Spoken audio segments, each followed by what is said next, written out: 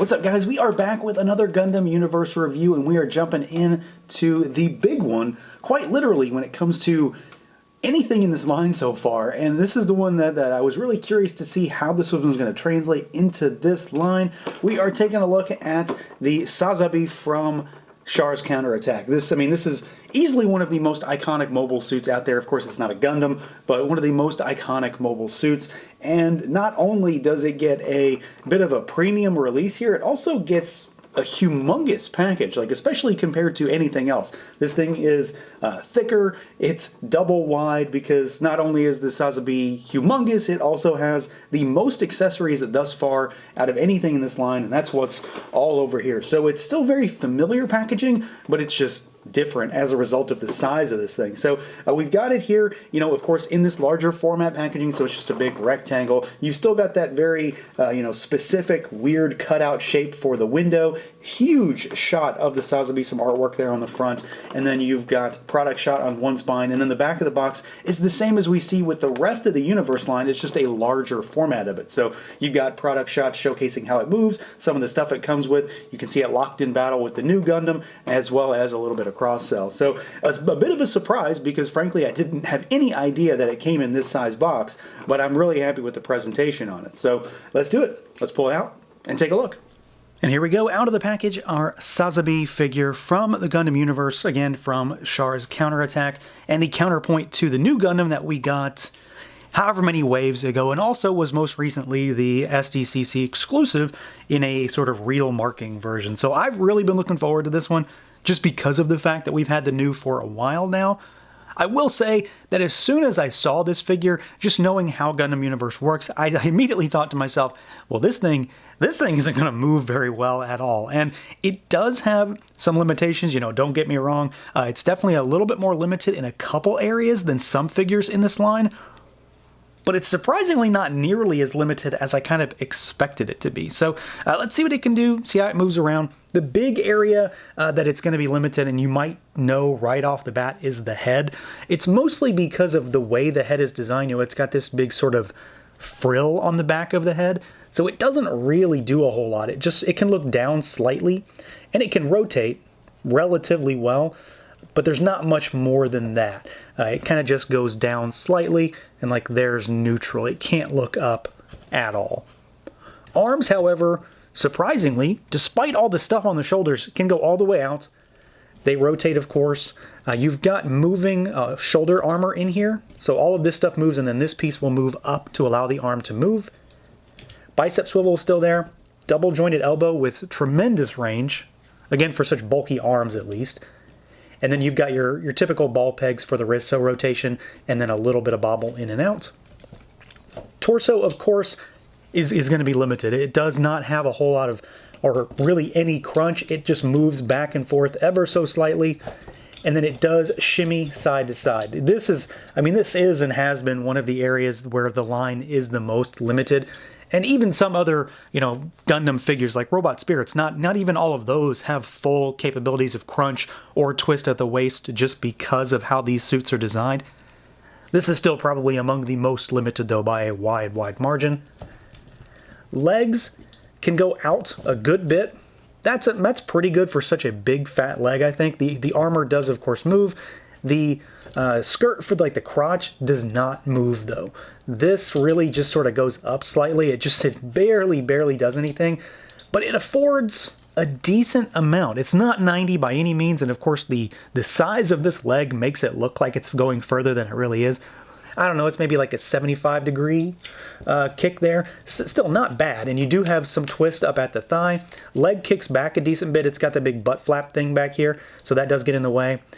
The knee is an area where I was initially really happy about it, and then I realized that this piece is actually something you have to put on. So I took it out of the box and was like, oh, the knee actually does have tremendous range. Despite the fact that it is a goofy looking cut, the knee does have really good range for something, again, so humongous. But when you put the skirt flap thing on there, it does limit that range quite a bit. So if you don't have it on, just for pictures or something, you might get away with it because you can't necessarily see it from all angles. And then down at the feet, you've got a little bit as far as your hinge up and down. Really, really good rocker though. Squeaky. And it's a ball peg, so it's got some rotation as well. And then of course, the more you rotate it, the more you're going to find different ways to rock that ankle if you need to. So it's not bad. Like he's certainly limited. Let's not, beat around the bush there. Also, the thrusters and everything, the funnel system, all that stuff is articulated to a small degree. These swivel, these go up and down. The figure is limited, and I always kind of expected it to be because it's a big, bulky suit. It's by far the biggest figure that we've gotten so far, so we were always going to see something that was a little bit different and limited. But certain things like the arms, those are normal. Elbows are really good still. Legs still have a decent amount of range. You're just going to have to work around the fact that he's got just crazy skirt armor, and the fact that the feet on this thing are monstrous, to say the least. Visually, though, I am very happy with this suit, and a lot of it does come down to the fact that it is so big. It's not huge, but it's big. It's bulky. Bulky is the better way to say it. We'll do a size comparison with some other stuff. Well, probably just another Gundam Universe figure, because these guys are very much their own thing. Just to give you an idea of exactly how big this is not a massive suit. Even in universe, it's not massive. It's not too much taller than the new Gundam, really. So this thing kind of exists just at a bulkier size. And I think they've gotten bulk down really well. It is heavy, too. Not in the sense that, it's going to be hard to mess with or anything, but compared to any other figure in this line, it's a beefy boy. And one thing I really like about it, outside of the bulk and just the shelf presence, is the fact that they've got this different shade of red going. So a lot of accents are a brighter red, and then there's a lot that are more dull. So it makes the fact that this is a very much, in most cases, with this line, very much an unpainted type of figure. It makes parts of the suit stand out that would otherwise just sort of be lost because they're all the same. So things like, these flaps on the inside, they're a different color. The skirt armor is a different color. The shoulder pads are a different color. The cockpit is a different color. The head is a different color. Things like that. And then you do have these small hits of black and gray where they've got sort of connection points, and the inside of the arms, things like that. The thrusters that you can see inside the shoulder pads. And I just like the overall design of the suit. That's also a big factor here, is I love the way the SAZABI looks. I think it's a cool looking suit. It's obviously a Char suit, so that on its own just adds cool factor a little bit, right? But it's different, it's huge, and again, it's a more expensive figure for this line, but you're going to see why, because of the fact that it is just so much bigger than a normal suit in terms of bulk and plastic. It also has a bunch of extra stuff, too. So a lot of what you see here on the back is what's in the, the accessory half of the box. So like one half is the figure, the other half is all the stuff. So you've got his actual accessories, but then you've got like the funnel system and like the, the thruster things back here and the big butt flap skirt. Like all of this stuff you have to put on. So it's all extra stuff that wouldn't allow it to actually fit in the package. But it adds a nice bit of heft to the back of the figure, because of course it makes him look even bigger because there's all this stuff jutting out the back of him. These are things you have to pop in. So they're individual pieces that you pop in there, and they have little pegs and peg holes that of course will allow it to stay in place. You can't really do anything with them unless you just want to take one out to make it look like it's been used. But otherwise they just sort of sit there and are a nice accent piece. And again, more asymmetry, more different colors jutting off the back of the SAZABI to make it pop a little bit more. That black makes the red in front pop quite a bit. And then we do have some paint, right? We do have some. There's yellow for the accents, for the piping, for the symbol. And then of course you've got your green for the sensor and for the mono eye in there, which does have a little bit of a striking presence. The head is of course a very unique shape. It's huge. It's very wide. It's got that wide frill on the back. And of course the very unique spike that runs out the back of it. So I think it's a really cool looking figure. The design and in the confines of this particular line, this design as a Gundam Universe figure, I was always sure that it was going to lock this figure down in some way, so I was kind of prepared for it. And while it does, this design surprisingly doesn't lock it down as much as I thought, so I'm happy to see that they were able to reach a little bit of a happy medium there, where it does retain all of the bulk and the heft of this, very unique suit design, but then still allows it to move at least a little bit. And then here's our comparison, as I mentioned. I think it's best and the easiest way to do this is just to compare it to another Gundam Universe figure. Because again, these things don't really mix with a lot of other stuff. So we've got our SAZABI, we've got the Master Gundam from, of course, the same wave, and you can see just what we're dealing with here. It's not a super tall figure, and it's, you know, again, even in universe, it's not a tall mobile suit.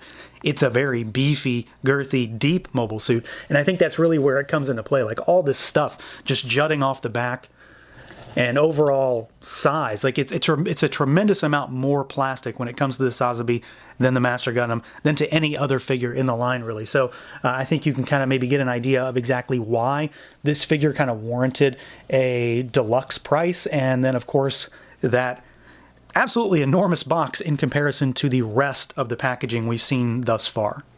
Now, as far as accessories goes, you know, I've kind of already mentioned that there is a lot of stuff in this box, but it's not all necessarily accessories, or at least not the stuff that I consider accessories. You know, you have to put a bunch of this stuff on. So all the stuff on the back, you got to put it on. The butt flap, you know, the thrusters, the funnel system, all that kind of stuff, you've got to put that actually on there. So it's in the tray, but it's part of the suit. You wouldn't not use it, right? So you've got all of that, which adds to a lot of the bulk and, of course, the price point for this figure. But we do have some legitimate accessories, too, stuff he can hold. We've got hands to talk about, of course. So you've got fists on him in the box. And then you've got a trigger finger right hand and a gripping left, which frankly is perfect for the stuff he comes with. So we get the rifle, no paint on it, but decent sculpt. I mean, it's very standard stuff. This is very model kit looking, you know, unpainted, nothing really to it. That sort of Gundam gunmetal gray color. But the cool accessory, the one that I was most excited about anyway, is the beam saber, because the SAZABI has a super unique looking blade when it comes to what you know, when it's fully extended. So you've got this huge blade with the big, like, you know, almost like a hilt down here of beam energy. And of course, in this line, they don't do translucent plastics like you would get with a model kit. So it's this all very metallic paint, and I can't stress how metallic this is. This is probably one of the shiniest blades we've gotten in this line, and there's a lot of sculpt in here. As you can see, like, you know, the blade as it's being emitted, some like crackle energy in the middle, and then it's a very unstable looking blade too, which I do really like. And it's got a big old handle for this monster suit. So this thing looks really cool, and of course it's got a lot of size to it. It's basically as tall as the figure itself, and it's got a lot of heft as well. So it's a very big beam saber to go with a big rifle as well for a very beefy big suit. So not a lot of actual, like, you know, quote unquote real accessories, things that you can change on the figure, but there's a whole bunch of stuff in this box, undoubtedly. You know, you've got this monster figure to begin with, 2 weapons, 2 hands, and then all of the extra stuff that gets added onto the back of the figure to make it into what it is, make it unique, and to give it all of this added bulk. So at the end of the day, I am really happy with this figure. You know, again, I kind of went into this one expecting it to be like this big brick, because I know how this line works, and it is a limited articulation kind of line. Everything kind of has its own way of moving, and this figure I just assumed was gonna, you know, not move very well. I thought it was gonna look good, but not move well, and thankfully, I was a little bit surprised. It does have some limitations, but overall, I think it moves a lot better than I ever expected it to. Not to mention the fact that it looks great. It's got an awesome shelf presence, colors really pop, the yellow accents really stand out, the black accents on the back, just the overall girth, the beefiness, the width on this thing really makes it look imposing compared to all the other figures in this line, and I'm kind of happy to see that they did make this something that was a little bit more expensive to justify having all of this stuff. It wouldn't have done this suit very good service to have made it a standard price point figure. So that's going to do it for this look at the Bandai Tamashii Nations Gundam Universe SAZABI. Let me know what you guys think. Feel free to like, comment, subscribe, and share, and until next time.